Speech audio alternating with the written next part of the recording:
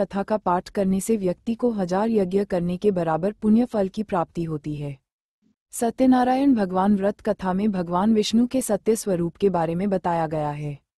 इस व्रत का पाठ करने से घर में सुख समृद्धि का वास होता है और भगवान विष्णु की कृपा बना रहती है।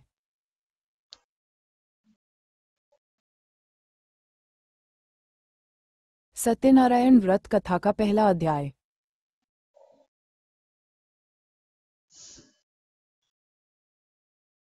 एक समय की बात है, नैशिरण्य तीर्थ में शौनकादि 88,000 ऋषियों ने श्री सूत जी से पूछा, है प्रभु, इस कलियुग में वेद विद्या रहित मनुष्यों को प्रभु भक्ति किस प्रकार मिल सकती है तथा उनका उद्धार कैसे होगा?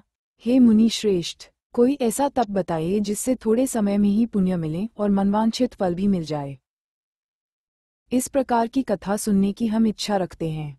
सर्वशास्त्रों के ज्ञाता सूत जी बोले, हे वैष्णवों में पूज्य, आप सभी ने प्राणियों के हित की बात पूछी है, इसलिए मैं एक ऐसे श्रेष्ठ व्रत को आप लोगों को बताऊंगा जिसे नारद जी ने लक्ष्मी नारायण जी से पूछा था और लक्ष्मीपति ने मुनिश्रेष्ठ नारद जी से कहा था।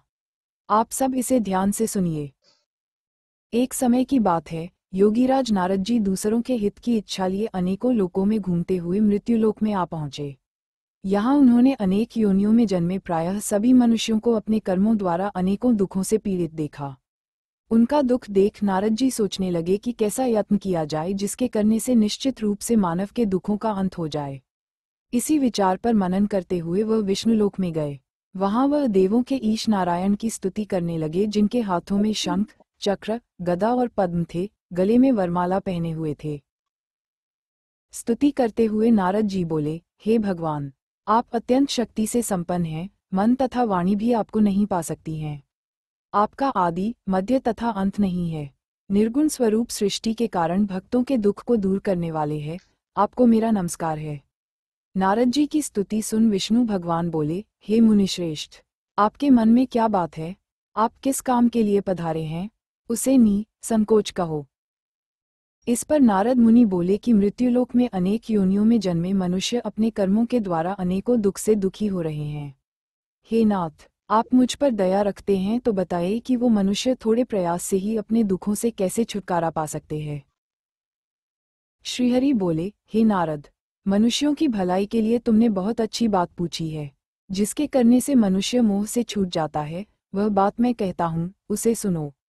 स्वर्गलोक व मृत्युलोक दोनों में एक दुर्लभ उत्तम व्रत है जो पुण्य देने वाला है। आज प्रेमवश होकर मैं उसे तुमसे कहता हूँ। श्री सत्यनारायण भगवान का यह व्रत अच्छी तरह विधानपूर्वक करके मनुष्य तुरंत ही यहाँ सुख भोग कर मरने पर मोक्ष पाता है। श्रीहरि के वचन सुन नारद जी बोले कि उस व्रत का फल क्या है और उसका विधान क्या है? यह व्रत किसने किया था? इस व्रत को किस दिन करना चाहिए? सभी कुछ विस्तार से बताएं। नारद की बात सुनकर श्रीहरि बोले, दुख व शोक को दूर करने वाला ये सभी स्थानों पर विजय दिलाने वाला है। मानव को भक्ति व श्रद्धा के साथ शाम को श्री सत्यनारायण की पूजा धर्मपरायण होकर ब्राह्मणों व बंधुओं के साथ करनी चाहिए। भक्ति भाव से ही नैवेद्य, केले का फल, घी, दूध और गेहूं का आटा सवाया लें। गेहूं के स्थान पर साठी का आटा, शक्कर तथा गुड़ लेकर वह सभी भक्षण योग्य पदार्थों को मिलाकर भगवान का भोग लगाएं। ब्राह्मणों सहित बंधु बांधवों को भी भोजन कराएं, उसके बाद स्वयं भोजन करें। भजन कीर्तन के साथ भगवान की भक्ति में लीन हो जाएं। इस तरह से सत्यनारायण भगवान का यह व्रत करने पर मनुष्य की सारी इच्छाएं निश्चित रूप से पूरी होती हैं। इस कले काल अर्थात कलियुग में मृत्युलोक में मोक्ष का यही एक सरल उपाय बताया गया है। श्री सत्यनारायण व्रत कथा का पहला अध्याय संपूर्ण। बोलिए श्री सत्यनारायण भगवान की जय। सत्यनारायण भगवान की व्रत कथा का दूसरा अध्याय। सूत जी बोले, हे ऋषियों, जिसने पहले समय में इस व्रत को किया था उसका इतिहास कहता हूँ, ध्यान से सुनो। सुंदर काशीपुरी नगरी में एक अत्यंत निर्धन ब्राह्मण रहता था। भूख प्यास से परेशान वह धरती पर घूमता रहता था।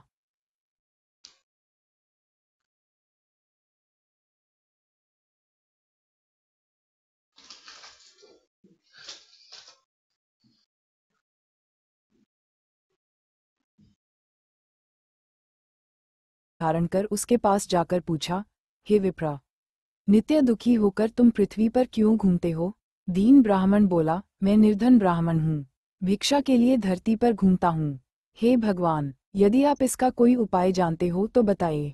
वृद्ध ब्राह्मण कहता है कि सत्यनारायण भगवान मनोवांछित फल देने वाले हैं, इसलिए तुम उनका पूजन करो।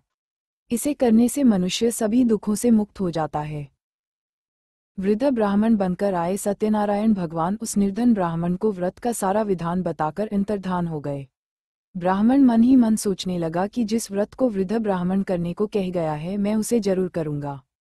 यह निश्चय करने के बाद उसे रात में नींद नहीं आई। वह सवेरे उठकर सत्यनारायण भगवान के व्रत का निश्चय कर भिक्षा के लिए चला गया। उस दिन निर्धन ब्राह्मण को भिक्षा में बहुत धन मिला, जिससे उसने बंधु बांधवों के साथ मिलकर श्री सत्यनारायण भगवान का व्रत संपन्न किया। भगवान सत्यनारायण का व्रत संपन्न करने के बाद वह निर्धन ब्राह्मण सभी दुखों से छूट गया और अनेक प्रकार की संपत्तियों से युक्त हो गया। उसी समय से यह ब्राह्मण हर माह इस व्रत को करने लगा। इस तरह से सत्यनारायण भगवान के व्रत को जो मनुष्य करेगा वह सभी प्रकार के पापों से छूटकर मोक्ष को प्राप्त होगा। जो मनुष्य इस व्रत को करेगा वह भी सभी दुखों से मुक्त हो जाएगा। सूत जी बोले कि इस तरह से नारद जी से नारायण जी का कहा हुआ श्री सत्यनारायण व्रत को मैंने तुमसे कहा। हे विप्रो, मैं अब और क्या कहूँ। ऋषि बोले, हे मुनिवर, संसार में उस विप्र से सुनकर और किस किस ने इस व्रत को किया, हम सब इस बात को सुनना चाहते हैं। इसके लिए हमारे मन में श्रद्धा का भाव है। सूत जी बोले, हे मुनियों, जिसने इस व्रत को किया है वे सब सुनो। एक समय वही विप्र धन व ऐश्वर्य के अनुसार अपने बंधु बांधवों के साथ इस व्रत को करने को तैयार हुआ। उसी समय एक लकड़ी बेचने वाला बूढ़ा आदमी आया और लकड़ियां बाहर रखकर अंदर ब्राह्मण के घर में गया। प्यास से दुखी वह लकड़हारा उनको व्रत करते देख विप्र को नमस्कार कर पूछने लगा कि आप ये क्या कर रहे हैं। तो उन्होंने बताया कि व्रत कर रहा हूँ तथा इसे करने से क्या फल मिलेगा, कृपया मुझे भी बताएं। ब्राह्मण ने कहा कि सब मनोकामनाओं को पूरा करने वाला ये सत्यनारायण भगवान का व्रत है। इनकी कृपा से ही मेरे घर में धन धान्य आदि की वृद्धि हुई है। विप्र से सत्यनारायण व्रत के बारे में जानकर लकड़हारा बहुत प्रसन्न हुआ। चरणामृत लेकर वह प्रसाद खाने के बाद वह अपने घर गया। लकड़हारे ने अपने मन में संकल्प किया कि आज लकड़ी बेचने से जो धन मिलेगा उसी से श्री सत्यनारायण भगवान का उत्तम व्रत करूंगा। मन में इस विचार को ले बूढ़ा आदमी सिर पर लकड़ियां रख उस नगर में बेचने गया जहां धनी लोग ज्यादा रहते थे। उस नगर में उसे अपनी लकड़ियों का दाम पहले से 4 गुना अधिक मिलता है। बूढ़ा प्रसन्नता के साथ दाम लेकर केले, शक्कर, घी, दूध, दही और गेहूं का आटा ले और सत्यनारायण भगवान के व्रत की अन्य सामग्रियां लेकर अपने घर गया। वहां उसने अपने बंधु बांधवों को बुलाकर विधि विधान से सत्यनारायण भगवान का पूजन और व्रत किया। इस व्रत के प्रभाव से वह बूढ़ा लकड़हारा धन पुत्र आदि से युक्त होकर संसार के समस्त सुख भोग अंतकाल में बैकुंठ धाम चला गया। श्री सत्यनारायण व्रत कथा का दूसरा अध्याय संपूर्ण। बोलिए श्री सत्यनारायण भगवान की जय। सत्यनारायण भगवान की व्रत कथा का तीसरा अध्याय। सूत जी बोले, हे श्रेष्ठ मुनियों, अब आगे की कथा कहता हूँ। पहले समय में उल्कामुख नाम का एक बुद्धिमान राजा था। वह सत्यवक्ता और जितेंद्रिय था। प्रतिदिन देव स्थानों पर जाता और निर्धनों को धन देकर उनके कष्ट दूर करता था। उसकी पत्नी कमल के समान मुख वाली तथा सती साध्वी थी। भद्रशिला नदी के तट पर उन दोनों ने श्री सत्यनारायण भगवान का व्रत किया। उसी समय साधु नाम का एक वैश्य आया। उसके पास व्यापार करने के लिए बहुत सा धन भी था। राजा को व्रत करते देखकर वह विनय के साथ पूछने लगा, हे राजन, भक्तिभाव से पूर्ण होकर आप ये क्या कर रहे हैं? मैं सुनने की इच्छा रखता हूँ तो आप मुझे बताएं। राजा बोला, हे साधु, अपने बंधु बांधवों के साथ पुत्रादि की प्राप्ति के लिए एक महाशक्तिमान श्री सत्यनारायण भगवान का व्रत व पूजन कर रहा हूँ। राजा के वचन सुन साधु आदर से बोला, हे राजन, मुझे इस व्रत का सारा विधान कहिए। आपके कथनानुसार मैं भी इस व्रत को करूँगा।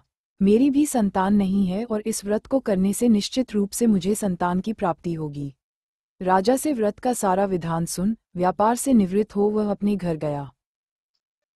साधु वैश्य ने अपनी पत्नी को संतान देने वाले इस व्रत का वर्णन कह सुनाया और कहा कि जब मेरी संतान होगी तब मैं इस व्रत को करूंगा। साधु ने इस तरह के वचन अपनी पत्नी लीलावती से कहे। एक दिन लीलावती पति के साथ आनंदित हो सांसारिक धर्म में प्रवृत्त होकर सत्यनारायण भगवान की कृपा से गर्भवती हो गई। 10वें महीने में उसके गर्भ से एक सुंदर कन्या ने जन्म लिया। दिनों दिन वह ऐसे बढ़ने लगी जैसे कि शुक्ल पक्ष का चंद्रमा बढ़ता है। माता पिता ने अपनी कन्या का नाम कलावती रखा। एक दिन लीलावती ने मीठे शब्दों में अपने पति को याद दिलाया कि आपने सत्यनारायण भगवान के जिस व्रत को करने का संकल्प किया था उसे करने का समय आ गया है, आप इस व्रत को करिए। साधु बोला कि हे प्रिय, इस व्रत को मैं उसके विवाह पर करूंगा। इस प्रकार अपनी पत्नी को आश्वासन देकर वह नगर को चला गया। कलावती पिता के घर में रह वृद्धि को प्राप्त हो गई। साधु ने एक बार नगर में अपनी कन्या को सखियों के साथ देखा तो तुरंत ही दूत को बुलाया और कहा कि मेरी कन्या के योग्य वर देख कर आओ। साधु की बात सुनकर दूत कंचन नगर में पहुंचा और वहां देखभाल कर लड़की के सुयोग्य वानिक पुत्र को ले आया। सुयोग्य लड़के को देख साधु ने बंधु बांधवों को बुलाकर अपनी पुत्री का विवाह कर दिया, लेकिन दुर्भाग्य की बात ये कि साधु ने अभी भी श्री सत्यनारायण भगवान का व्रत नहीं किया। इस पर श्री भगवान क्रोधित हो गए और श्राप दिया कि साधु को अत्यधिक दुख मिले। अपने कार्य में कुशल साधु बनिया जमाई को लेकर समुद्र के पास स्थित होकर रत्नासारपुर नगर में गया। वहां जाकर दामाद ससुर दोनों मिलकर चंद्रकेतु राजा के नगर में व्यापार करने लगे। एक दिन भगवान सत्यनारायण की माया से एक चोर राजा का धन चुराकर भाग रहा था। उसने राजा के सिपाहियों को अपना पीछा करते देख चुराया हुआ धन वहां रख दिया जहां साधु अपने जमाई के साथ ठहरा हुआ था। राजा के सिपाहियों ने साधु वैश्य के पास राजा का धन पड़ा देखा तो वह ससुर जमाई दोनों को बांधकर प्रसन्नता से राजा के पास ले गए और कहा कि उन दोनों चोरों हम पकड़ लाए हैं, आप आगे की कार्यवाही की आज्ञा दें। राजा की आज्ञा से उन दोनों को कठिन कारावास में डाल दिया गया और उनका सारा धन भी उनसे छीन लिया गया। श्री सत्यनारायण भगवान से श्राप से साधु की पत्नी भी बहुत दुखी हुई। घर में जो धन रखा था उसे चोर चुरा ले गए। शारीरिक तथा मानसिक पीड़ा व भूख प्यास से अति दुखी हो अन्न की चिंता में कलावती के ब्राह्मण के घर गई। वहां उसने श्री सत्यनारायण भगवान का व्रत होते देखा, फिर कथा भी सुनी। वह प्रसाद ग्रहण कर वह रात को घर वापस आई। माता के कलावती से पूछा कि हे पुत्री, अब तक तुम कहाँ थी? तेरे मन में क्या है? कलावती ने अपनी माता से कहा, हे माता, मैंने एक ब्राह्मण के घर में श्री सत्यनारायण भगवान का व्रत देखा है। कन्या के वचन सुन लीलावती भगवान के पूजन की तैयारी करने लगी। लीलावती ने परिवार व बंधुओं सहित सत्यनारायण भगवान का पूजन किया और उनसे वर मांगा कि मेरे पति तथा जमाई शीघ्र घर आ जाएं। साथ ही यह भी प्रार्थना की कि हम सबका अपराध क्षमा करें। श्री सत्यनारायण भगवान इस व्रत से संतुष्ट हो गए और राजा चंद्रकेतु को सपने में दर्शन दे कहा कि हे राजन, तुम उन दोनों वैश्यों को छोड़ दो और तुमने उनका जो धन लिया है उसे वापस कर दो। अगर ऐसा नहीं किया तो मैं तुम्हारा धन, राज्य व संतान सभी को नष्ट कर दूंगा। राजा को ये सब कहकर वह अंतर्धान हो गए। प्रातः काल सभा में राजा ने अपना सपना सुनाया, फिर बोले कि बनिक पुत्रों को कैद से मुक्त कर सभा में लाओ। दोनों ने आते ही राजा को प्रणाम किया। राजा मीठी वाणी में बोला, हे महानुभावों, भाग्यवश कठिन दुख तुम्हें प्राप्त हुआ है, लेकिन अब तुम्हें कोई भय नहीं है। कह राजा ने उन दोनों को नए वस्त्राभूषण भी पहनाए और जितना धन उनका लिया था उससे दुगुना धन वापस कर दिया। दोनों वैश्य अपने घर को चल दिए। श्री सत्यनारायण व्रत कथा का 3रा अध्याय संपूर्ण। बोलिए श्री सत्यनारायण भगवान की जय। सत्यनारायण भगवान की व्रत कथा का 4था अध्याय। सूत जी बोले, वैश्य ने मंगलाचार कर अपनी यात्रा आरंभ की और अपने नगर की ओर चल दिए। उनके थोड़ी दूर जाने पर एक दंडी वेशधारी श्री सत्यनारायण ने उनसे पूछा, हे साधु, तेरी नाव में क्या है? अभिमानी वणिक हंसता हुआ बोला, हे दंडी, आप क्यों पूछते हो? क्या धन लेने की इच्छा है? मेरी नाव में तो बेल व पत्ते भरे हुए हैं। वैश्य के कठोर वचन सुन भगवान बोले, तुम्हारा वचन सत्य हो। दंडी ऐसे वचन कह वहां से दूर चले गए। कुछ दूर जाकर समुद्र के किनारे बैठ गए। दंडी के जाने के बाद साधु वैश्य ने नित्य क्रिया के पश्चात नाव को ऊंची उठते देखकर अचंभा माना और नाव में बेल पत्ते आदि देख वह मूर्छित हो जमीन पर गिर पड़ा। मूर्छा खुलने पर वह अत्यंत शोक में डूब गया। तब उसका दामाद बोला कि आप शोक न मनाएं, ये दंडी का शाप है, इसलिए हमें उनकी शरण में जाना चाहिए, तभी हमारी मनोकामना पूरी होगी। दामाद की बात सुनकर वह दंडी के पास पहुंचा और अत्यंत भक्तिभाव नमस्कार करके बोला, मैंने आपसे जो जो असत्य वचन कहे थे उनके लिए मुझे क्षमा दें। ऐसा कहकर महान शोकातुर हो रोने लगा। तब दंडी भगवान बोले, हे वणिक पुत्र, मेरी आज्ञा से बार बार तुम्हें दुख प्राप्त हुआ है। तू मेरी पूजा से विमुख हुआ। साधु बोला, हे भगवान, आपकी माया से ब्रह्मा आदि देवता भी आपके रूप को नहीं जानते, तब मैं अज्ञानी कैसे जान सकता हूँ। आप प्रसन्न होइए, अब मैं सामर्थ्य के अनुसार आपकी पूजा करूँगा। मेरी रक्षा करो और पहले के समान नौक में धन भर दो। साधु वैश्य के भक्तिपूर्वक वचन सुनकर भगवान प्रसन्न हो गए और उसकी इच्छानुसार वरदान देकर अंतर्धान हो गए। ससुर जमाई जब नाव पर आए तो नाव धन से भरी हुई थी। फिर वहीं अपने अन्य साथियों के साथ सत्यनारायण भगवान का पूजन कर अपने नगर को चल दिए। जब नगर के नजदीक पहुंचे तो दूत को घर पर खबर करने के लिए भेज दिया। दूत साधु की पत्नी को प्रणाम कर कहता है कि मालिक अपने दामाद सहित नगर के निकट आ गए हैं। दूत की बात सुन साधु की पत्नी लीलावती ने बड़े हर्ष के साथ सत्यनारायण भगवान का पूजन कर अपनी पुत्री कलावती से कहा कि मैं अपने पति के दर्शन को जाती हूँ, तू कार्य पूर्ण कर शीघ्र आ जा। माता के वचन सुन कलावती जल्दी में प्रसाद छोड़ अपने पति के पास चली गई। प्रसाद की अवज्ञा के कारण श्री सत्यनारायण भगवान रुष्ट हो गए और नाव सहित उसके पति को पानी में डुबो दिया। कलावती अपने पति को वहां ना पाकर रोती हुई जमीन पर गिर गई। नौक को डूबा हुआ देख व कन्या को रोता देख साधु दुखी होकर बोला कि हे प्रभु, मुझसे तथा मेरे परिवार से जो भूल हुई है उसे क्षमा करें। साधु के दीन वचन सुनकर श्री सत्यनारायण भगवान प्रसन्न हो गए और आकाशवाणी हुई, हे साधु, तेरी कन्या मेरे प्रसाद को छोड़कर आई है, इसलिए उसका पति अदृश्य हो गया है। यदि वह घर जाकर प्रसाद खाकर लौटती है तो इसे इसका पति अवश्य मिलेगा। ऐसी आकाशवाणी सुन कलावती घर पहुंचकर प्रसाद खाती है और फिर आकर अपने पति के दर्शन करती है। उसके बाद साधु अपने बंधु बांधवों सहित श्री सत्यनारायण भगवान का विधि विधान से पूजन करता है। इस लोक का सुख भोग वह अंत में स्वर्ग जाता है। श्री सत्यनारायण व्रत कथा का चौथा अध्याय संपूर्ण। बोलिए श्री सत्यनारायण भगवान की जय। सत्यनारायण भगवान की व्रत कथा का 5वां अध्याय। सूत जी बोले, हे ऋषियों, मैं और भी एक कथा सुनाता हूँ, उसे भी ध्यानपूर्वक सुनो। प्रजापालन में लीन तुंगध्वज नाम का एक राजा था। उसने भी भगवान का प्रसाद त्याग कर बहुत ही दुखसान किया। एक बार वन में जाकर वन्य पशुओं को मारकर वह बड़ के पेड़ के नीचे आया।